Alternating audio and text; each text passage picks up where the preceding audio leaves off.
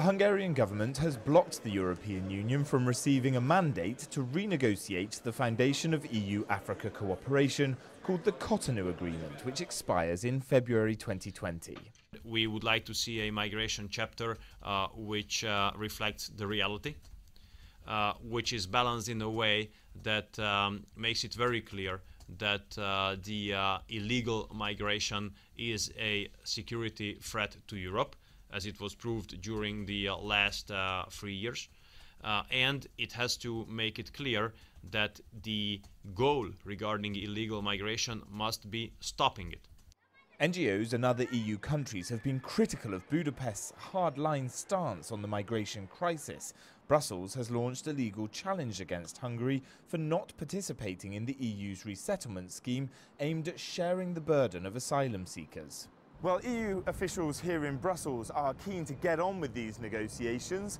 Many governments across Europe see it as an opportunity to clamp down on migration.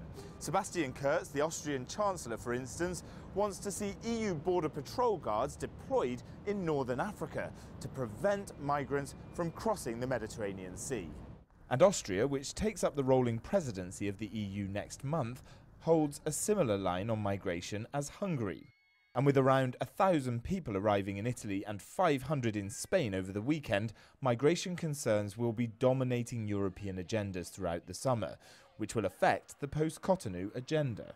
There is a plan to repatriate, let's say, 500,000 of illegal migrants from Italy to Africa. So there is no one voice in Europe. So I don't think that by the end of the summer, even by September, there will be such a mandate.